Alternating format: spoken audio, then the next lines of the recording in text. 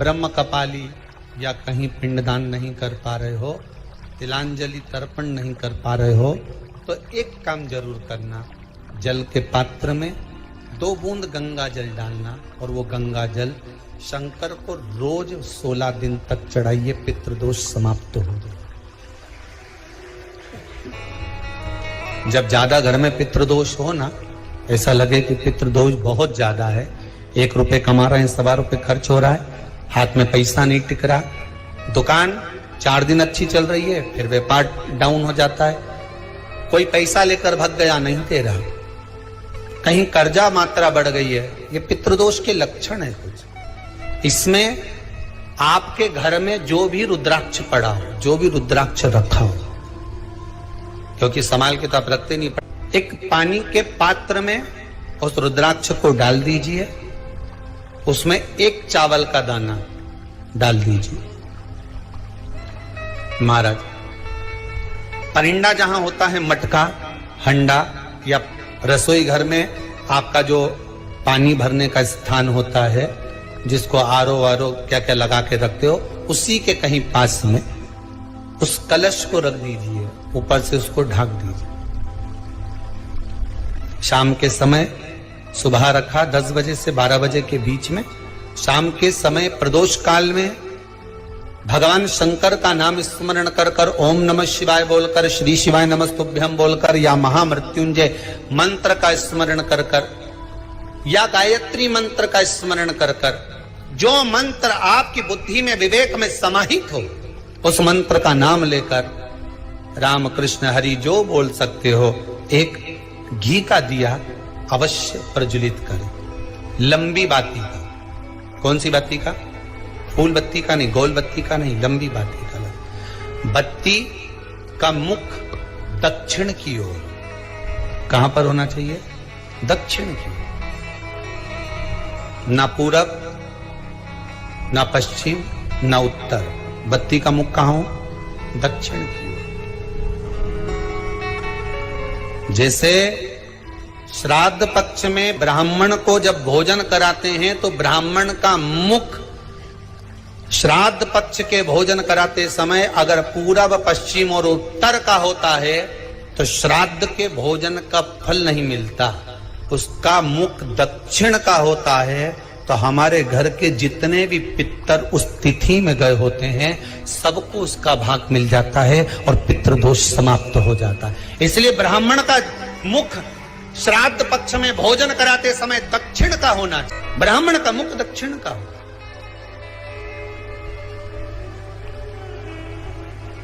यहां तक शास्त्र कहता है, महाराज अगर गौ माता को श्राद्ध पक्ष में अगर भोजन दे रहे हो तो गाय का मुख अगर दक्षिण का है, गाय का, आपका मुख भले उत्तर का हो, गाय का मुख दक्षिण का हो, आपका मुख भले पूरा पश्चिम कहीं का, गाय का मुख अगर दक्षिण में है, अगर आपने दक्षिण में गाय को खड़ी कर रखा है और दक्षिण में उसका मुख और आप भोजन दे रहे हो, तो शास्त्र कहता है कि किसी पिंड की जरूरत नहीं पड़ती, गाय स्वतः कल्याण कर देती है, गौ माता स्वतः कल्याण कर,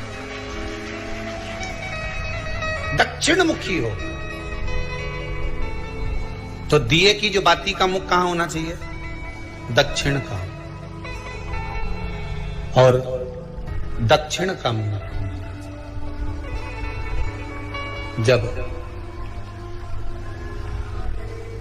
जब दक्षिण का मुख हो, दक्षिण की ओर बाती हो महाराज, तब दक्षिण की बाती जलाने के बाद में भगवान से वहीं पर प्रार्थना करें।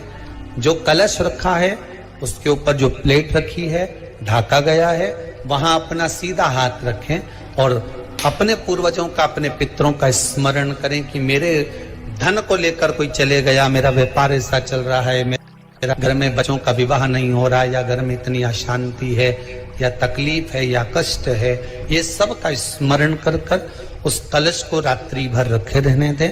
सुबह स्नान आदि करने के बाद फिर एक घी का दिया दक्षिण की ओर लगाकर सुबह 10 बजे से 12 बजे के बीच में उस जल को शिव जी को समर्पित कर कर आ जाएं और वो रुद्राक्ष लेकर वापिस आ जाएं। महाराज वापिस आ जाए, उस रुद्राक्ष को अपने घर में रख दीजिए। वर्ष भर वो रुद्राक्ष आपको कभी बीमारी से नहीं घिरने देगा, कभी किसी जगह खड्डे में नहीं जाने देगा, वो उन्नति की ओर ही बढ़ाएगा। भले कोई भी रुद्राक्ष हो, 1 मुखी से लेकर 14 मुखी, 20 मुखी, 18 मुखी, जो रुद्राक्ष आपके पास में, आप तो उसका स्मरण करिए।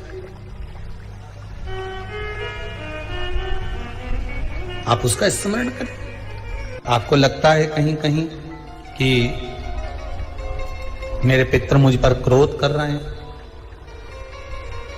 आपको कभी कभी लगे कि मेरे ऊपर पितृ दोष लगा हुआ है, या पितरों का श्राप लगा हुआ है, या हमारे यहाँ पर लोग अधोगति में ज्यादा मर जाते हैं, हमारे यहाँ ये काम ज्यादा हो जाता है, तो निवेदन है, श्राद्ध पक्ष चल रहा है, प्रयास करिएगा। एक चावल की कटोरी में, कटोरी के अंदर थोड़ा सा चावल रख लीजिए कच्चा, उस चावल की कटोरी में एक बेलपत्र बांध कर, पानी का मटका, परिंदा या जहां अपना रसोई घर में जल रखते हो, उस कटोरी को वहां पर 2 दिन 3 दिन तक रख दो। वैसे तो 16 दिन रखो, ज्यादा अच्छा था, पर जो दिन अपने को मालूम है 2-3 दिन उसको रख दीजिए। घी का दिया लगाइए। 3 दिन के बाद में उस दुर्वा को, उस बेलपत्र को शिव बाबा को समर्पित कर दो। चावल पूरे घर में घुमाने के बाद चिड़िया को या नदी में या किसी जीव को प्रदान कर दो। महाराज, पितृदोष कारण का सुंदर तरीका। कल आपको वो काम नहीं हो रहा है, बहुत दिनों से आप प्रयास कर रहे हो और काम अटका पड़ा हुआ है, तो प्रयास करना। जल के पात्र में थोड़ा सा शहद, गंगा जल उसमें डालकर, ये जो श्राद्ध पक्ष चल रहा है, जिस समय पर, जिस श्राद्ध पक्ष के अंतर्गत, श्राद्ध पक्ष में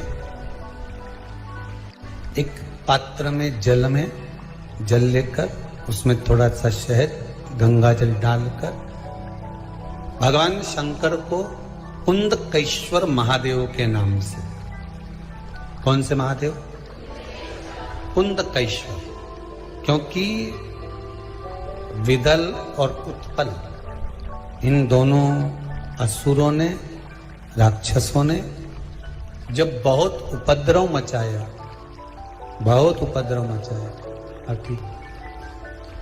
जब बहुत उपद्रव मचाया, तब माता जगतजननी के कहने पर कुंदुक का प्रहार कर कर इन दोनों राक्षसों का संहार करा, तो शिव जी का नाम कुंदकेश्वर पड़ गया। क्या नाम पड़ा था? कुंदकेश्वर। कहते हैं बहुत बांधाओं में जब व्यक्ति पड़ जाता है, बहुत बांधाओं में जब व्यक्ति चला जाता है, कुछ ना कुछ समस्याओं में जब व्यक्ति फंसा रहता है, पड़ा रहता है, तो कुंदकेश्वर महादेव का स्मरण करना चाहिए। एक प्रयास और करना, प्रैक्टिकल करने में क्या जाता है। दुकान पर ग्राहक नहीं आ रहे ना, आधा घंटा हो गया, कोई ग्राहक नजर नहीं आया, फालतू बैठे हो ना दुकान पर, जब ग्राहक नहीं आता तो फ्री हो, तो एक काम करो, कोई भी जरा सा हाथ में पानी लेकर कुंदकेश्वर महादेव के नाम से 51 बार, 21 बार बोलकर, 11 बार बोलकर वो पानी को दरवाजे पे छीट दो। आधा घंटा, ज्यादा से ज्यादा 20 मिनट, आधा घंटा 30 मिनट नहीं लगेंगे और ग्राहक प्रवेश करना प्रारंभ करें। प्रैक्टिकल करने में क्या जाए। अब ई में कहीं घटा तुम्हारा कि पानी घट गया, कि बोलने से, कुंदकेश्वर महादेव का नाम लेने से जीवान घट गई, कुछ घटा? फायदा तो तुम्हारा ही हुआ। कुंदकेश्वर का नाम, कोई काम अटक रहा है, शहद जल के पात्र में डालिए और थोड़ा सा गंगा जल डालकर इसी श्राद्ध पक्ष में किसी भी दिन जब तुम्हारा मन पड़े तब शंकर जी को समर्पित कर और साथ में 1 लोटा पानी, 1 कलश जल का अलग से लेकर जाओ। जब शहद का जल शंकर जी को समर्पित कर दो, उसके बाद सादा जल शंकर जी को अवश्य समर्पित करके। शहद का जल बांधाओं को हर लेता है, बांधा को हरता है। हम तो कई बार बच्चों से कहते हैं, अगर कोई बच्चा कंपटीशन एग्जाम में बैठ रहा है, इंटरव्यू दे रहा है, या कोई एग्जाम में नहीं निकल रहा है, तो प्रयास करना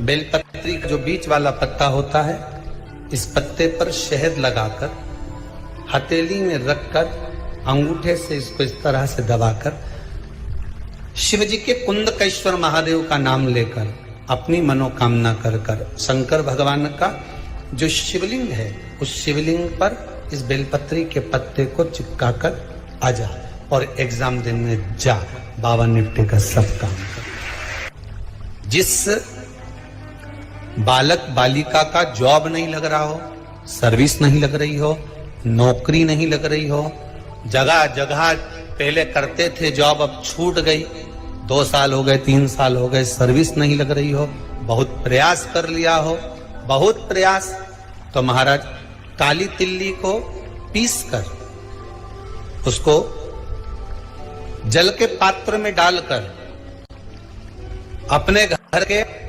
मटा परिंडा पितरों का जो स्थान होता है, जलाशय होता है, उसके पास में एक पात्र में रख दीजिए। बेलपत्री या बट का पेड़ या पीपल का पेड़, इस वृक्ष के नीचे एक रात्रि तक रखे रहने के बाद में दूसरे दिन अपनी कामना करता है, जिनका जॉब नहीं लग रहा, सर्विस नहीं लग रही, नौकरी नहीं लग रही, या कहीं उलझने उत्पन्न हो रही है, उस व्यक्ति को हाथ में ले जाकर उस पात्र का जल, 3 वृक्ष पितरों के तुल्य हैं, कल की कथा में कहा था, पहला बेलपत्री का, दूसरा पीपल का, तीसरा बट का, ये 3 पितरों के तुल्य हैं। इन 3 में से किसी भी वृक्ष के नीचे उस काली तिल के जल को समर्पित कर दीजिए महाराज। बाबा चाहेगा, भोलेनाथ जी चाहेगा तो 3 महीने में कहीं ना कहीं योग बना ही देगा। ये बाबा पर विश्वास रखो, शंकर भगवान पर भरोसा विश्वास रखकर आप कार्य करेंगे, क्यों ना हो।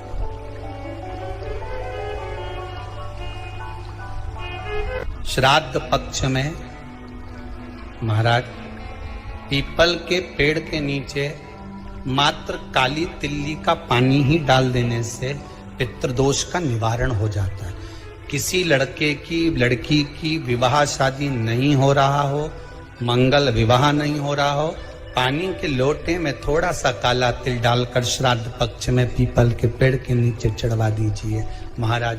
पितरों की शांति होती है, घर में मंगल कार्य होता है, मंगल कार्य हो जाता है, पितृदोष का निवारण होता है। बहुत रोग घिर गया, ऐसा लग रहा है कि बहुत बड़ी बीमारी शरीर में आ गई है, वो मिट नहीं रही, बीमारी बहुत बड़ी है, नहीं जा रही। सरसों का फूल भगवान शंकर को चढ़ाना प्रारंभ कर दो। सरसों तो आप अपने घर के अंदर भी बो सकते हो, उसमें पीला फूल ही जाता है, शिव जी को चढ़ाना चालू कर दो, बीमारी समाप्त होना प्रारंभ। शिव को समर्पित किया गया एक एक धाम, एक एक महाराज। लगे ऐसा कि घर में शांति नहीं है, सुख लक्ष्मी तो है, परिवार भी छोटा है पर शांति नहीं, जब देखो जब किसी ना किसी का मुंह चलता रहे, क्रोध में बोलते रहें, शब्दों के तीर चलते रहें, शांति नहीं है। प्रयास करिए श्राद्ध पक्ष में जिस समय पर ब्राह्मण को भोजन करने के लिए बिठाएं, या श्राद्ध पक्ष के अंतर्गत ब्राह्मण जब घर में भोजन ग्रहण कर रहा हो, उस समय पर थोड़ा सा कोई सुगंधित पदार्थ, इत्र आदि, पानी के मटके के पास, परिंडे के पास में, जलाशय के पास में, उस इत्र को थोड़ा सा कोई रुई में रखकर छोड़ दीजिए, में किया जाए पितृपक्ष। और एक बात और अच्छे से ध्यान रखिएगा, आप ब्राह्मण को भोजन कराएं ना कराएं, आपने धूप छोड़ी ना छोड़ी वो पता नहीं, गाय को रोटी दी ना दी, स्वान को भोजन दिया ना दिया, कौवे को भोजन दिया ना दिया, चलेगा। पर जिस दिन अमावस्या के दिन पितृपक्ष समाप्त हो, उस दिन प्रदोष काल में, प्रदोष के समय पर, प्रदोष काल में शाम के समय पर जाकर किसी भी नदी, तालाब, बावड़ी, कुआं, कहीं ना कहीं जो आपके पास में हो, वहां पर एक घी का दिया, बत्ती का मुंह दक्षिण की ओर कर कर अवश्य जला कर जाना। सारे पितृदोष समाप्त हो जाएगा, सारा पितृदोष समाप्त। अमावस्या के दिन किसी भी जलाशय के पास में, नदी, तालाब, बावड़ी, कुआं, जो आपके शहर में, आपके गांव में, आपके नगर में हो, वहां जाकर लगा। अगर नदी, तालाब, बावड़ी, कुआं नहीं है तो पीपल का वृक्ष हो या बेलपत्री का वृक्ष हो या बट का वृक्ष हो, उसके नीचे लगा दो प्रदोष काल में। पर अमावस्या के दिन लगाएं जरूर। क्यों? क्योंकि अमावस्या 16 दिन तक पितृ मृत्यु लोक में आने के बाद में भोजन ग्रहण करते हैं। अमावस्या के दिन पितृ शाम के समय प्रदोष काल में शंकर भगवान का नाम जाप कर कर नदी, तालाब, बावड़ी पर पानी पीने जाते हैं। वहां से जल का आचमन कर कर पितृ अपने लोक को चले जाते हैं प्रदोष काल के समय पर। इसलिए प्रदोष काल में जलाशय के पास में, बावड़ी, कुआं, नदी, तालाब के किनारे पर दिया लगाया जाता है दक्षिण की ओर मुख कर कर बत्ती का।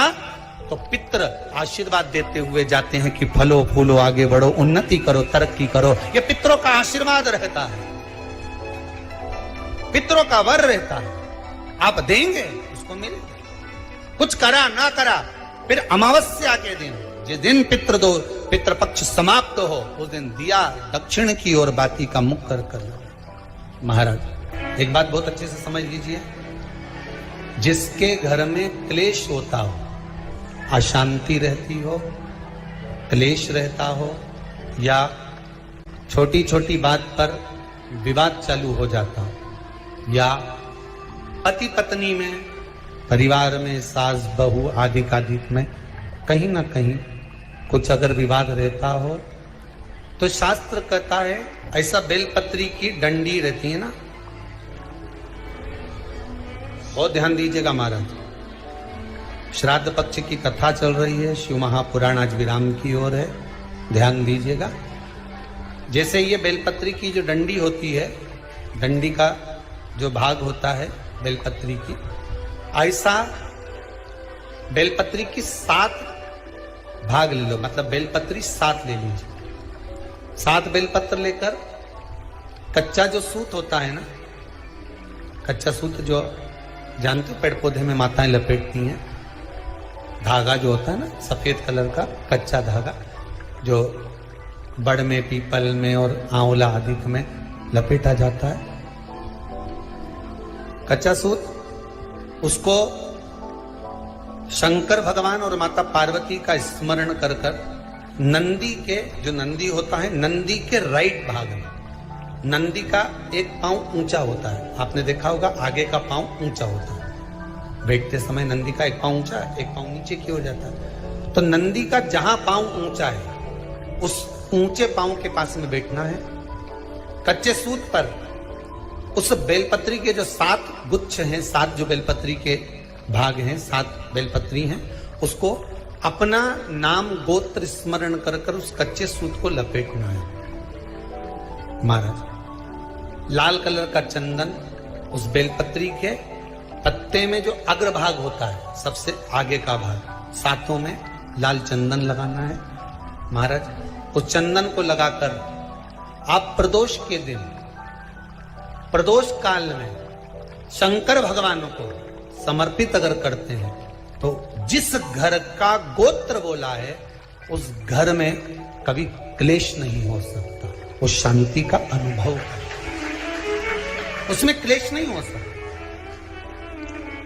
एक धागा होता है पक्का धागा, एक धागा होता है कच्चा धागा। बहुत ध्यान दीजिएगा महाराज, पक्के धागे से नहीं लपेटना सफेद, कच्चा जो धागा पीपल में, बड़ में या आंवला आदि में जो हम लोग लपेटते हैं पूजन करते समय, वो कच्चा था।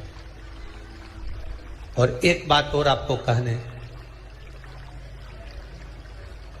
ध्यान दीजिएगा कि नौबत हो गई और तलाक नहीं कराना है।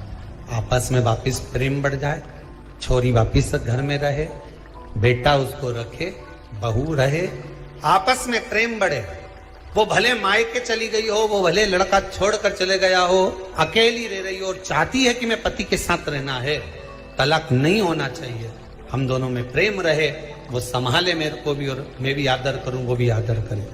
तो मेरा निवेदन है, कच्चा जो सूत होता है, कच्चा जो धागा होता है, नंदी के ठीक पीछे बैठकर कोई साथ में आपके परिवार का कोई व्यक्ति चले जाए और हस्तकमल को, जिसको अपने परिवार में वापिस रहना है, उस स्त्री हो या पुरुष हो, दोनों में से कोई भी नंदी के पीछे बैठकर सोमवार की जिस दिन अष्टमी पड़े उस दिन नंदी के पीछे बैठकर हाथ को ऐसा बंद करना है, हाथ में एक बेलपत्री रखना है, सीधी सीधी बंद कर 7 बार उस हाथ पर कच्चा सूत लपेट देना है। उस सूत को वापस निकाल लेना है बेलपत्री के साथ, बेलपत्री के साथ में, और बेलपत्री को तो अपने पास में रखना।